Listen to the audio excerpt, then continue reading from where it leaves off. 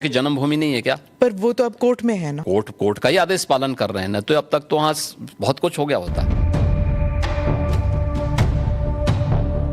राहुल जैसे कुछ नमूने जरूर रहने चाहिए जिससे एक रास्ता हमेशा के लिए साफ होता रहे, अच्छा रहता है। जो जैसे समझेगा उसको उसी भाषा में समझाना चाहिए। जिनके आदर्श औरंगजेब हों तो उनका आचरण भी उसी प्रकार का जरूर होगा। संभल एक सच्चाई है, और मैं इसलिए नहीं कह रहा हूं भाई आपको उपासना विधि की पूरी छूट है, कहीं भी आप बनाइए, लेकिन आप तो इस्लाम के मुद्दों से ही भटक करके काम किए हैं।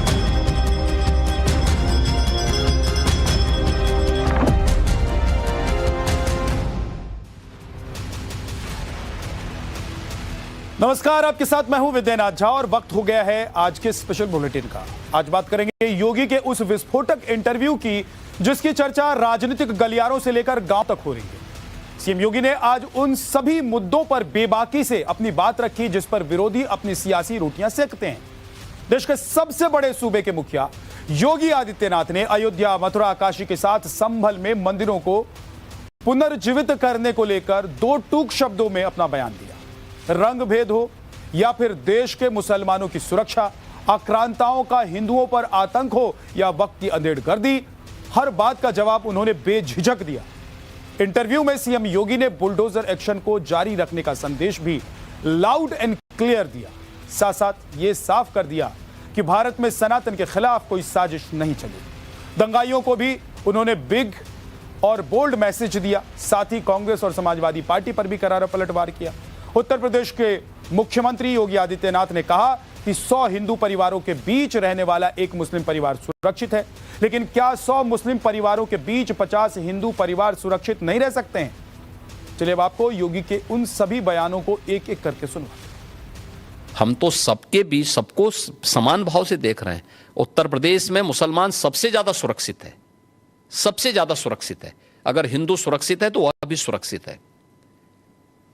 अगर दंगे यहां यूपी में होते थे जो 2017 के पहले, अगर हिंदू की दुकान जलती थी तो मुसलमान की भी जलती थी, हिंदू का घर जलता था तो मुसलमान की भी जलती थी। और 17 के बाद से दंगे बंद हुए। अगर हिंदू सुरक्षित है तो मुसलमान भी सुरक्षित है। और दूसरा जो मैंने कहा कि इतिहास में कोई उदाहरण नहीं बता सकता कि अपने बल से, अपने वैभव से किसी हिंदू राजा ने किसी देश पर जबरन कब्जा किया हो, कभी नहीं। इतिहास इसका उदाहरण है, आप उठा के देख सकते हैं। भगवान राम लंका में गए और लंका में रावण पर विजय प्राप्त करके लक्ष्मण को वहां के वैभव को देख के थोड़ा मोहित हुए। भगवान राम ने कहा नहीं लक्ष्मण, उन्होंने उनको एक ही बात कही। और मुझे लगता है कि आज की पीढ़ी के लिए बहुत प्रेरणादायी है जो उन्होंने उस समय कही थी। लक्ष्मण जी को जो प्रेरणा, जो निर्देश भगवान राम दे रहे हैं लंका के बारे में, अपि स्वर्णमयी लंका नमे लक्ष्मण रोचते, जननी जन्म भूमिस्य स्वर्गादपि गरीयसी। कि लक्ष्मण, लंका भले ही सोने की क्यों न हो,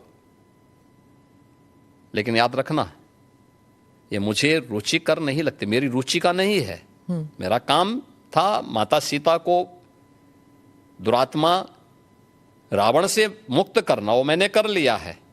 अब हमें यहां से निकलना है, क्योंकि जिस मां ने जन्म दिया है और जहां हमने जन्म लिया है उससे बढ़कर के दूसरा कोई भी, स्वर्ग से बढ़कर के उपभोग दूसरा हो ही नहीं सकता, इससे बढ़कर के उपभोग हो ही नहीं सकता है, चाहे वो स्वर्ग ही क्यों ना हो। और इसलिए हम यहाँ नहीं करेंगे। ये उदाहरण मैं इसलिए दे रहा हूँ जिसलिए जो सनातन धर्म पर प्रहार करते हैं उनकी आंखें खुलें, वो देखें। उदाहरण हमारे सामने पर्याप्त हैं और ऐसे अनेक उदाहरण आपको समय समय पर मिलेंगे। आप मुझे बताइए, दुनिया की सबसे प्राचीनतम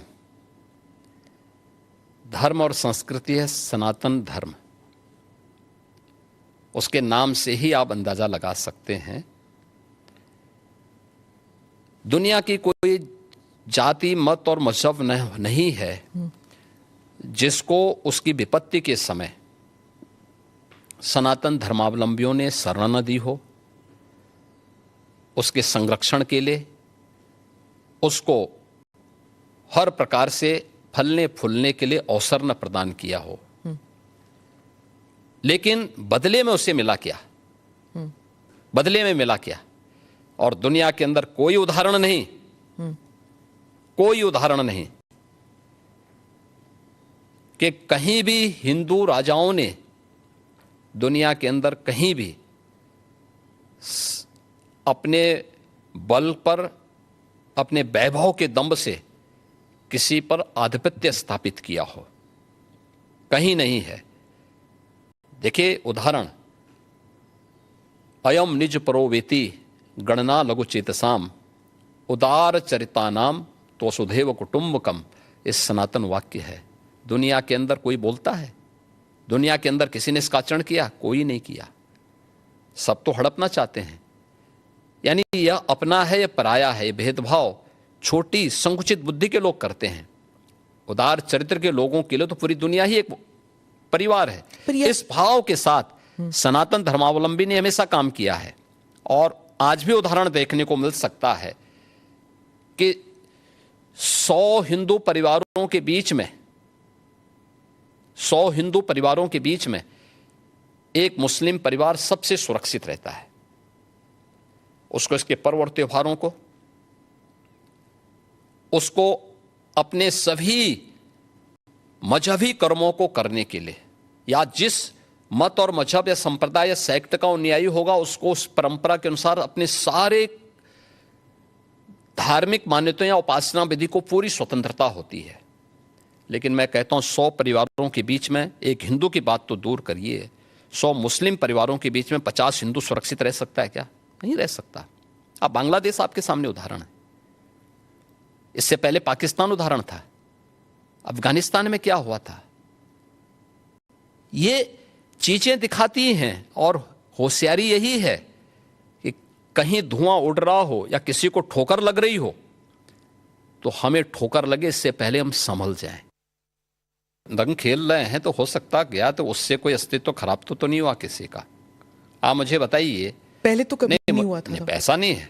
आप मुझे बताइए, मुहर्रम में जुलूस निकलते हैं, क्या उनका झंडे की छाया मंदिर के आसपास या किसी हिंदू घर के ऊपर नहीं पड़ती है क्या? क्या उससे हिंदू घर अपवित्र हो जाता है क्या? ये सख्त निर्देश हैं कि भाई जिसको रंग से परहेज है उस पर मत डालना। लेकिन फिर भी पड़ गया है और प्रशासन उसको साफ करके फिर से नगाई पुताई कर दे रहा है। ये कौन सी बात है? क्या रंग बिरंगे कपड़े पहनते नहीं? हिंदू से ज्यादा रंग बिरंगे तो मुसलमान ही पहनता कपड़ा। तो फिर रंग से परहेज क्यों? यानी तो दोहरा आचरण है। तो क्या रंग बिरंगी कपड़े पहने, लेकिन अगर रंग पड़ जाए तो हाय तौबा मचाते हैं? ये नहीं हो सकता है। ये दोहरा आचरण क्यों मचाते हो जी? अरे गले मिलो। बहुत सारे मुसलमानों ने रंग में होली खेली है। शाहजहांपुर में तो नवाब साहब की पूरी झांकी निकलती, शोभा यात्रा ही निकलती वहां पे। तो हमने महाकुंभ के दौरान भी देखा था कि कई मुसलमान आए थे। तो क्या दिक्कत है? हाँ, अच्छी बात थी। अगर कोई अपने को भारतीय मानता है, कुंभ तो सभी भारतीयों का है और आना चाहिए कुंभ में। मैंने तो कहा था जो भारतीय बनकर के आएगा, श्रद्धा भाव के साथ आएगा, उसका स्वागत है। लेकिन अगर कोई किसी नकारात्मक मानसिकता के साथ आता है तो स्वीकार्य नहीं। पर कुछ तो ट्रेडिशन का मतलब क्या होता है? ट्रेडिशन के लिए आप फतेह करते थे। गाजी को तो कहीं, गाजी तो यहां उत्तर प्रदेश में कोई भी युद्ध जीता नहीं था। देखिए, सालार मसूद गाजी वही है जिसने मोहम्मद गजनवी के साथ भगवान सोमनाथ के मंदिर को लूटने और तोड़ने का काम किया था। ये विदेशी लुटेरा था और इसको महाराज सुहेलदेव के नेतृत्व में हिंदू राजाओं ने जिस कार्य के लिए हकदार था, जिंदा खड़ा करके इसको पूरी तरह जलाया था। इस्लाम में सबसे क्रूर मौत मारी जाती है। जिसका वो हकदार था उसने जितना अत्याचार किया था, हिंदू धर्म और संस्कृति को तोड़ करके, आस्था पर प्रहार करके, बहन बेटियों की इज्जत के साथ खिलवाड़ करके, वही व्यवहार उसके साथ उस समय हिंदू राजाओं ने किया था। तो जय जयकार तो महाराज सुहेलदेव की होनी चाहिए और पूजा महाराज सुहेलदेव की होनी चाहिए, न कि सालार मसूद गाजी की।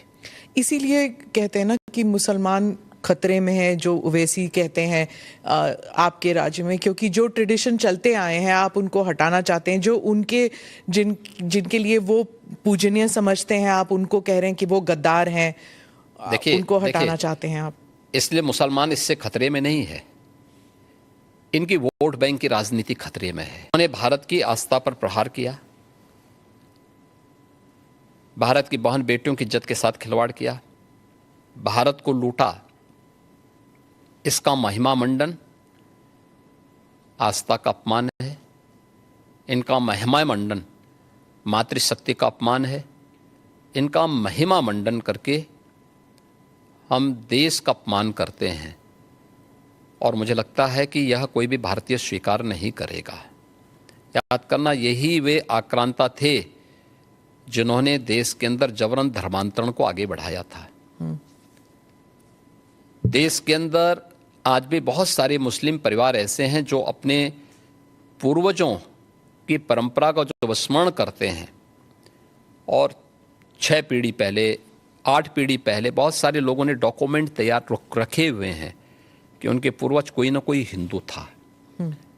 तो मुझे लगता है उस समय किन्हीं कारणों से उनको अगर इस्लाम स्वीकार करना पड़ा है तो उन आक्रांताओं की क्रूरता से कोई जजिया कर नहीं दे पाया, कोई जो है अपने स्वयं के परिवार को बचाने के नाम पर, कोई अन्य उसके नाम पर। मुझे लगता है कि हम लोगों को इसको स्वीकार नहीं करना चाहिए कि आक्रांता का कहीं महिमा मंडन हो। कानून के दायरे में रह के सब काम कर रहे हैं। अगर कानून के दायरे में रह रहे हैं तो फिर आप मथुरा की बात क्यों उठा रहे हैं? मथुरा की बात क्यों नहीं उठानी? मथुरा श्री कृष्ण की जन्मभूमि नहीं है क्या? पर वो तो अब कोर्ट में है ना। कोई कोर्ट का ही आदेश पालन कर रहे हैं ना, तो अब तक तो वहां बहुत कुछ हो गया होता।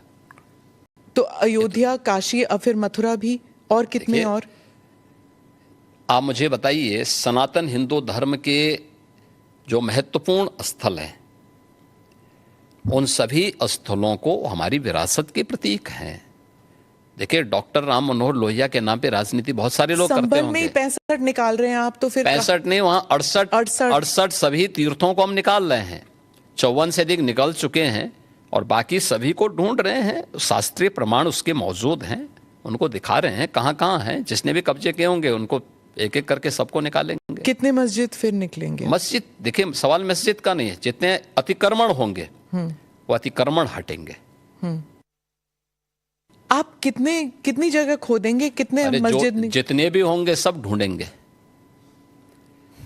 जितने भी होंगे सब ढूंढेंगे, सब निकालेंगे और दुनिया को बोलेंगे कि भगवान ने जिसको आंखें दी हैं वो आके देखो तो क्या हुआ था संभल में।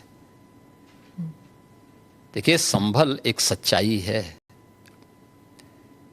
और मैं इसलिए नहीं कह रहा हूं भाई आपको उपासना विधि की पूरी छूट है, कहीं भी आप बनाइए, लेकिन आप तो इस्लाम के मुद्दों से ही भटक करके काम किए हैं। पर ये तो बन चुके हैं, अब बन नहीं चुके हैं। इस्लाम कहता है कि किसी भी हिंदू मंदिर या किसी हिंदू घर को तोड़ करके आपके द्वारा बनाई गई कोई भी इबादत गृह एक खुदा को स्वीकार्य नहीं है। क्यों आपने बनाई? आप तो इस्लाम के विरुद्ध आचरण कर रहे हैं। योगी जी, आपने डबल इंजन सरकार का जिक्र किया। अखिलेश जी कहते हैं डबल इंजन क्या, अब तो इंजन एक दूसरे को नमस्ते तक नहीं करती। हाँ, देखिए, ये उनके संस्कार थे।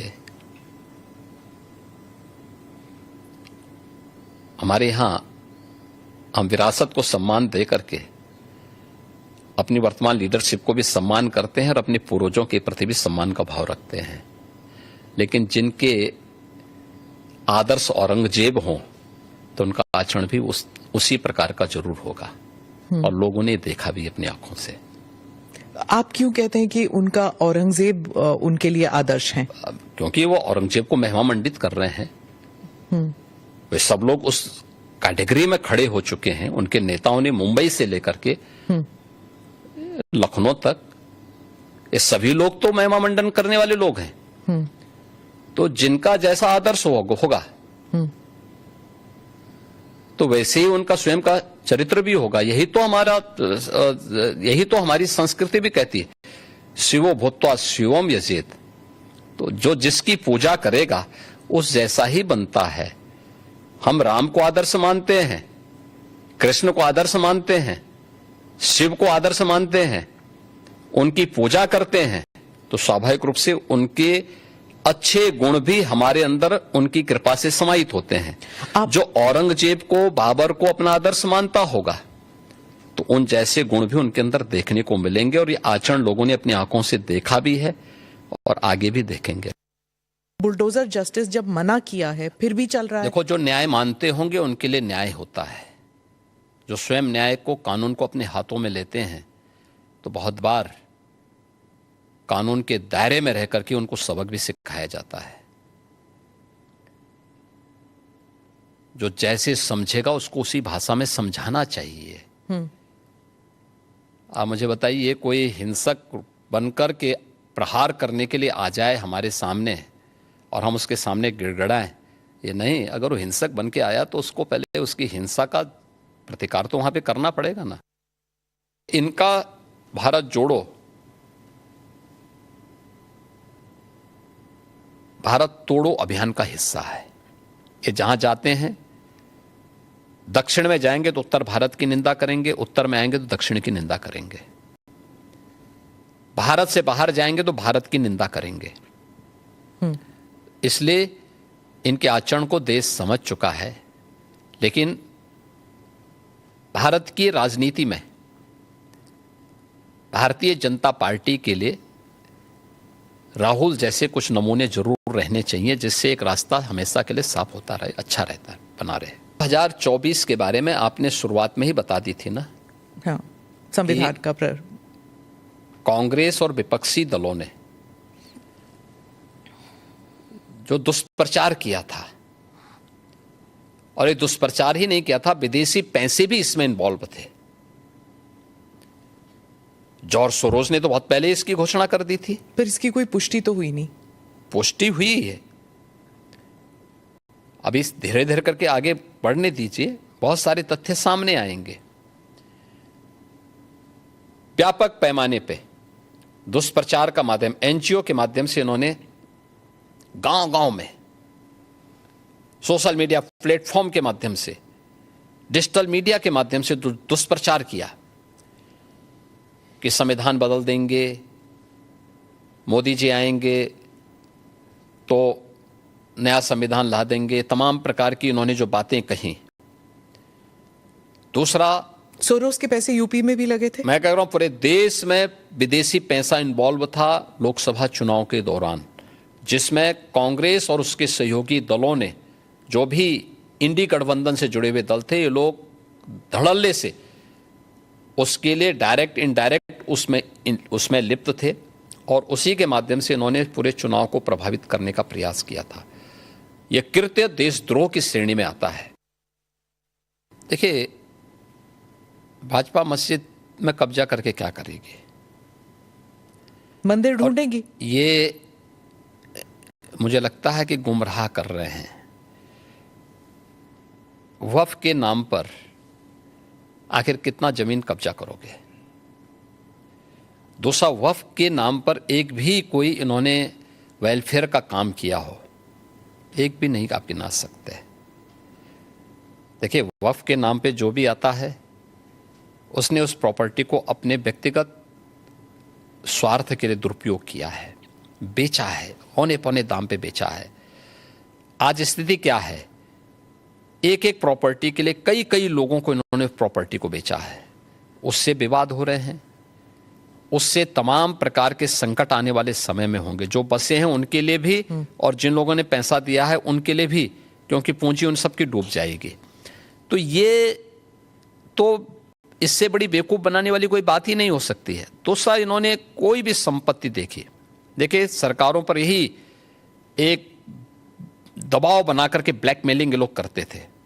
अलग अलग समय में इन्होंने वक्फ के नाम पर तमाम प्रकार के उल जलूल फैसले लिए हैं, खासतौर पर कि वक्फ जिस लैंड को कह देगी कि ये उनकी है, उनकी मान ली जाएगी। हम भौचक हैं जी, ये कौन सा आदेश है? आपको एक पावर किसने दे दी है कि आप किसी भी प्रॉपर्टी को कब्जा कर लेंगे? आप किसी भी स्थल को कब्जा कर लेंगे, किसी भी सार्वजनिक भूमि पे कब्जा कर लेंगे, तो ये नहीं हो सकता है। ये वक्त संशोधन अधिनियम जेपीसी ने जो अपनी सिफारिश की है, ये आज की आवश्यकता है और इसको समयबद्ध तरीके से आगे बढ़ना चाहिए और मुझे लगता है देश के हित में भी होगा, मुसलमानों के हित में भी होगा। था आप मुझे बताइए, यह देश गुलाम क्यों हुआ? क्योंकि जातियों में विभाजित था। अगर उनको जोड़ने की बात की जा रही है कि वे बंटो मत, अच्छे के बारे में सोचो, विकास के बारे में सोचो, विरासत के बारे में सोचो। ये उछला नहीं था, ये यूपी से मैंने ही कहा था कि बटेंगे तो कटेंगे, एक रहेंगे तो सेफ रहेंगे। तो ये बात यहां से हमने कही थी और मुझे लगता है कि चीजें आगे बढ़ी, लेकिन इसमें बुराई आगे बढ़ी। इलेक्शन जीत गए आप। नहीं, इलेक्शन हम उससे कारण नहीं जीते। इलेक्शन के बहुत सारे कारण होते हैं। एक नारा इलेक्शन जीतने का, कटने की बात जब होती है तो कैसे जुड़ने की बात? क्या बात करते हैं, क्यों नहीं जुड़ेंगे? जब काटने की बात आप मुझे बताइए, इतिहास में करोड़ों हिंदू काटे नहीं गए क्या? तो फिर लाखों हिंदू कश्मीर में काटे नहीं गए क्या? काटे नहीं गए थे। तो इसीलिए हम उसको भूल क्यों जाते हैं? इतिहास वर्तमान का दर्पण होता है और भविष्य की कार्य योजना बनाने का एक माध्यम भी होता है। तो इसको खुरेद के इसलिए वर्तमान पीढ़ी भूल गई होगी तो उसको बताने का एक माध्यम है। अरे बताना पड़ेगा हमें, ये हमारा दायित्व भी है। पर ये खुरेदने से क्या दंगे वंगे नहीं होंगे? दंगे कैसे होंगे? फिर दंगाइयों का उपचार भी तो है। दंगों से वो डरेगा जो उन दंगाइयों के सामने घुटने टेक करके नाक रगड़ते हैं। उनको घुटनों के बल चलने के लिए हम मजबूर कर लेते हैं और ठीक भी करते हैं उनको। ये जो आपका जो दबंग स्टाइल है, नहीं दबंग स्टाइल नहीं, ये हमारी सराफत का स्टाइल है। हम तो सबके बीच सबको समान भाव से देख रहे हैं। उत्तर प्रदेश में मुसलमान सबसे ज्यादा सुरक्षित है। बिल्कुल गलत है, एकदम गलत है। ये वक्त सबसे ना सुरक्षित लोग हम लोग हैं। वो सब योगी आदित्यनाथ जी राजनीति खाली कर रहे हैं। कोई किसी का ना हिंदू के वो है ना मुसलमान के हैं। क्यों नहीं भाई, सुरक्षित है। हम लोग बड़ा कायदे से हैं, रह रहे हैं, हवा पी रहे हैं, पार्क में हैं। पाकिस्तान के तो थोड़े नहीं 9 बजे अपने घर में बैठ जाते हैं, वहाँ दंगा को मार दिया गया। बहुत सुरक्षित हम लोग।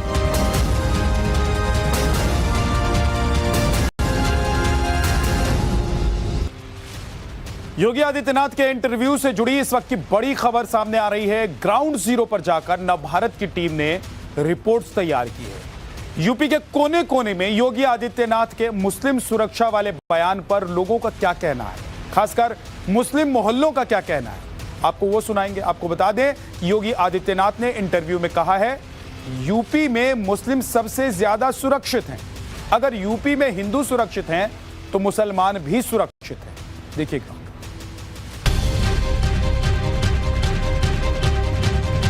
हम तो सबके बीच सबको समान भाव से देख रहे हैं। उत्तर प्रदेश में मुसलमान सबसे ज्यादा सुरक्षित है। बिल्कुल गलत है, एकदम गलत है। ये वक्त सबसे ना सुरक्षित लोग हम लोग हैं। वो सब योगी आदित्यनाथ जी राजनीति खाली कर रहे हैं। कोई किसी का ना हिंदू के वो है ना मुसलमान के हैं। क्यों नहीं भाई, सुरक्षित है। हम लोग बड़ा कायदे से हैं, रह रहे हैं, हवा पी रहे हैं, पार्क में हैं। पाकिस्तान के तो थोड़े नहीं 9 बजे अपने घर में बैठ जाते हैं, वहाँ दंगा को मार दिया गया। बहुत सुरक्षित हम लोग।